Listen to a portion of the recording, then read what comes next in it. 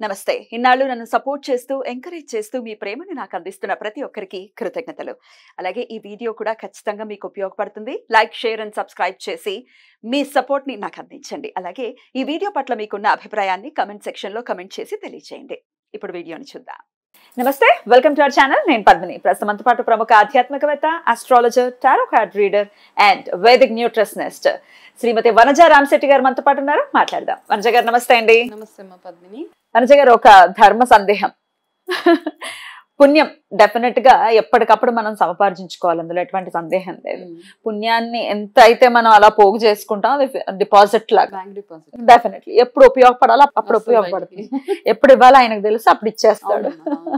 కాకపోతే అది నెక్స్ట్ జన్మలకు కదా, ఇలా రకరకాల కాన్సెప్ట్స్ ఉంటాయి. ఒక్కొక్కసారి ఇన్స్టెంట్ గా కూడా పనిచేసేటటువంటి పరిస్థితి ఉండొచ్చు. విల్ నెవర్ నో కదా. అసలు ఇంతకీ ఒక భార్యాభర్తల విషయంలో మనం తీసుకుంటే, భర్త చేసేటటువంటి పుణ్యం మరి భార్యకి వర్తిస్తుందా? భార్య ఇప్పుడు ఎందుకు ఈ ప్రశ్న అడుగుతున్నానంటే, భర్తలు అసలు పూజలు చేస్తున్నారా అంటే అది ప్రశ్నార్థకమే అవుతుంది. ఆడవాళ్లే చక్కగా చేసేసుకుంటూ ఉన్నారు. అసలు పూజ అనే క్రతువు ఉన్నదే మగవాడి కోసం, మనం హెల్ప్ చేయాలి మాత్రమే. కానీ మొత్తం రివర్స్ అయిపోయి ఆడవాళ్లే మొత్తం చేసుకుంటున్నారు. భార్య చేస్తుంది కదా, నేను చేయకపోయినా పర్వాలేదు, ఇంట్లో ఎవరో ఒకళ్ళు చేస్తారు. ఈ థాట్ ప్రాసెస్ ఉంది. మరి ఆ ఇంటి స్త్రీ గనక అలా పూజ చేసుకుంటూ ఉంటే ఎట్లా మరి? మంచి పొజిషన్స్ కి వెళ్ళటం కానీ, లేకపోతే ఆ పుణ్యం ఏదైతే ఉందో మొత్తం ఫ్యామిలీకి రావటం కానీ జరుగుతుందంటారా? నేను చదువుకున్నది, నాకు తెలిసిన విజ్డమ్ ఏదైతే జ్ఞానం ఉందో అది మాత్రమే షేర్ చేస్తాను. అయితే ఏమంటారంటే, మగవాళ్ళు చేసిన పుణ్యము ఇంటి మొత్తానికి వెళ్తుంది అన్నమాట, కాపాడుతుంది. ఇంటి మొత్తాన్ని, మీ పిల్లల్ని, మీ భార్యని, మీ ఫ్యామిలీని, మీ తల్లిదండ్రులు, ప్రజని అంటాం కదా, తరతరాలుగా ఆ పుణ్యం పాస్ ఆన్ అవుతూ ఉంటుంది. ఇది మగవాళ్ళు చేసే పూజ ఏదైతే ఉంటుంది. ఆడవాళ్ళు చేసిన పూజ ఆడవాళ్ళ వరకే ఉంటది అనమాట. వాళ్ళ ఎదుగుదల, వాళ్ళు బాగుండడం, వాళ్ళ ఆరోగ్యం వరకు బాగుంటది.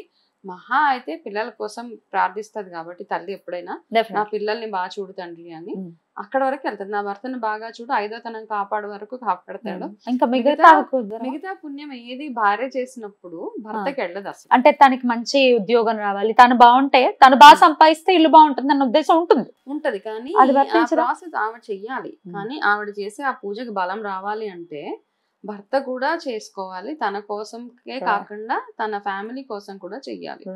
భార్య చేస్తుంది కదా, ఉదయాన్నే లేచి ఇంట్లో దీపం పెట్టేస్తుంది, పర్వాలేదు ఇల్లు అంతా బాగుంది ఓకే అని అనేసుకుని, నేను పర్వాలేదు లేచి ఏదో అలా ఆరతి తీసుకోనో లేకపోతే ఇంట్లోంచి అలా వెళ్ళిపోవడం అలా కాకుండా, ఎప్పుడైతే మీరు మీ ఫ్యామిలీ మొత్తానికి ఒక బ్లెస్సింగ్ కావాలి అనుకుంటామో, ఆ భగవంతుడు ఆశీర్వాదం ఉండాలి, మీరు చదివే ఒక చిన్న జపము, మంత్రము, ఏదున్నా మీరు ఒక రోజు చదివింది మొత్తం ఇంటి ఫ్యామిలీ మొత్తానికి అదొక ప్రొటెక్షన్ అన్నమాట. ఒక చక్కటి వలయం లాగా, ఒక మంచి ప్రొటెక్షన్ లాగా ఏర్పాటవుతుంది. కాబట్టి మగవాళ్ళు ఎంత ఓపిక ఉన్నా లేకపోయినా కాస్త, ఇప్పుడు అందరికీ ఏంటంటే ఈ వీడియో చూసిన తర్వాత క్వశ్చన్ మార్క్స్ వస్తాయి. మేము లేట్ నైట్ పనిచేస్తాము, మాకు సాఫ్ట్వేర్ జాబ్స్ ఉన్నాయి, మాకు లేవడానికే టైం ఉండదు అన్నప్పుడు, అన్నిటికీ మనం టైం కేటాయించగలుగుతాం కదా ప్రతిదానికి. సో అందులో ఏదైనా ఒక 10 నిమిషాలు మైనస్ చేసుకొని భగవంతుడి ఆరాధనకి పెట్టుకోవడమే చాలా అన్నమాట. అలా చేసినప్పుడే అన్ని రకాలుగా మీ ఇంటిని పాది బాగుండడానికి హెల్ప్ అవుతుంది. రైట్, తప్పకుండా. అయితే ఇక్కడ ప్రధానమైనటువంటి సమస్య ఏంటంటే, భర్త మాట వినరు. మాకు ఏదో నా పూజ నేను చేసుకో, అసలైతే కొన్ని ఇళ్లలో ఒక్కొక్కసారి నాకు కాల్స్ వస్తూ ఉంటాయి కదా, ఒక్కొక్కసారి వింటూ ఉంటే అసలు కనీసం ప్రసాదం కూడా తిననివ్వరు. పూజలు చేయడం దేవుడు, ఆయన పూజ చేయడం దేవుడు అడుగు, ఆవిడ్ని చేయనివ్వరు. ఇంట్లో ఏమి ఇట్లాంటివి ఏ క్రతువులు చేయనివ్వరు అనే ఒక సెట్ ఆఫ్ ఆడియన్స్ ఉన్నారు. అలాగే అసలు వినరండి, ఆయనకి ఇంట్రెస్ట్ లేవండి, నేను దేవుడిని నమ్మనని ఆ వర్డ్ వింటుంటేనే చాలా జుగుప్సాకరమైన మాట. ఇంత పెద్ద creation, when there is a creation there is a creator, obviously. దేవుడిని నమ్మను అని అడిగిన వాళ్ళందరికీ ఒకటే క్వశ్చన్, ఈ క్రియేషన్ అంతా ఎక్కడి నుంచి వచ్చింది అన్న క్వశ్చన్ కి వాళ్ళు ఆన్సర్ చేస్తే అప్పుడు అది ఎనర్జీనే అవ్వచ్చు. ఏదో థియరీ అంటాం, బ్యాక్టీరియా నుంచి డెవలప్ అయింది అది ఇది అంటాం. కానీ కాకపోతే ప్రాపర్ ఆథెంటిక్ గా ఒక ఆన్సర్ ఇస్తే అప్పుడు we will believe in all such things. కాబట్టి వినట్లేదు. ఇప్పుడు నా ప్రశ్న ఏంటంటే, అసలు వినట్లేదండి, మా భర్త వినరు, డెఫినెట్ గా చెయ్యరు, వాళ్ళని మార్చుకునే విధానం ఏదైనా ఉందా అంటే గనక, ఇక్కడ ఏమవుతుందంటే మార్చుకునే విధానం ఇంకేముండదమ్మా పద్మిని. నార్మల్ గా కొంతమంది ఇంకా మూర్ఖత్వం వినరు, ఇంకా ఇప్పుడు నాకు మెసేజెస్ నా ఆఫీస్ నెంబర్ కి చాలా పెద్ద ఇంత పాపం రాస్తారు, అవన్నీ చదువుతూ ఉంటాను అలా కూర్చొని. బాధ అనిపిస్తుంది.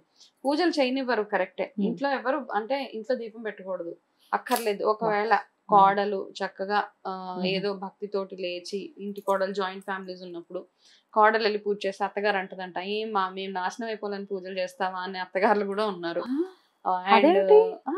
దేవుడి దండం పెట్టుకుంటే నాశనం కూడా చేస్తాడా? నాశనం అయిపోవాలని చేస్తావా? సో ఏదైనా ఒక ప్రత్యేకంగా రోజు వస్తామని ఇలా రెమెడీస్ మాట్లాడుకుంటూ ఉంటాం కదా చాలా మటుకు.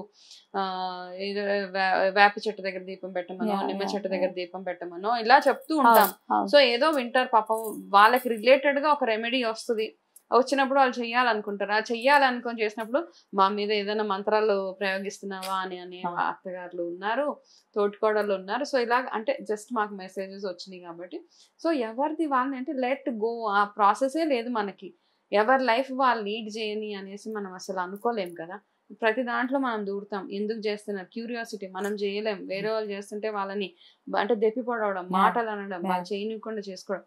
సో ఇట్లాంటివన్నీ ఉన్నప్పుడు మీరు చేయాల్సింది ఒకటి, మీ ఇంట్లో ఇబ్బందులు ఉన్నాయి, మీరు చేసుకోలేకపోతున్నారు అన్నప్పుడు సరే ఇంకా వదిలేండి, భగవంతుడి మీద భారం వదిలేసి సింపుల్ గా మిమ్మల్ని దేవుడి గదిలోకి వెళ్ళనివ్వట్లేదు, మిమ్మల్ని పూజలు చేయనివ్వట్లేదు, దీపారాధన చేయనివ్వట్లేదు, దేవుడికి అలంకారం చేయనివ్వట్లేదు, నో ప్రాబ్లం.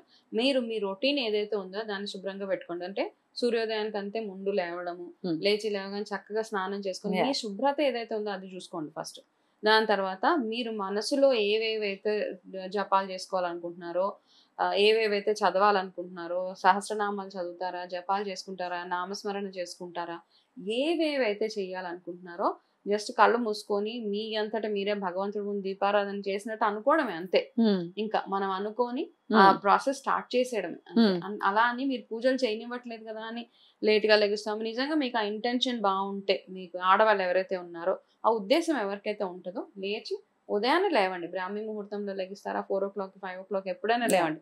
లేచి కూర్చొని స్నానం చేసుకొని ఒక దగ్గర పీస్ఫుల్ గా, ఒకవేళ మీ ఇంట్లో అలా కూర్చొని ఇవ్వట్లేదు కూడా అనుకుంటే మీ మనసులో ఆ చాంటింగ్ అవుతూనే ఉండాలి. అదైతే ఎవరికి తెలియదు, ఎవరికి తెలియదు, ఒక భగవంతుడికి తప్ప. సహస్రనామం ఆల్మోస్ట్ అందరు ఆడవాళ్ళకి వచ్చు కాబట్టి ఆ స్తోత్రాలు చదువుతూ ఉండండి, అమ్మవారి నామాలు చదువుతూ ఉండండి. చదువుతూ ఉంటే ఆటోమేటిక్ పూజతోటే అదంతా మైనస్ అవ్వుకుంటూ జీరో డౌన్ అవ్వాలంటే పూజలు అవసరం. డెఫినెట్లీ అలా మారాలి ప్రతి ఇల్లు కూడా. ఏదైతే ఇట్లా సఫర్ అవుతున్నారో, ఎవరైతే భర్తలు చేయకుండా ఉన్నారో ఆ ఇల్లు డెఫినెట్ గా మారాలి, ఆ భర్త మారాలి. మీ పిల్లలకి, మీ ప్రొజనికి, మీ భార్యకి, ఇంటిని పాదికి అన్ని రకాలుగా అంటే పాస్ ఆన్ అవుతుంది అనమాట ఆ పుణ్యం. భార్య చేసింది భార్య వరకే ఉంటుంది. రైట్ క్లారిటీగా చెప్పేశారు. రైట్ అండి, చాలా అద్భుతంగా వివరించారు. కృతజ్ఞతలండి. నమస్కారం.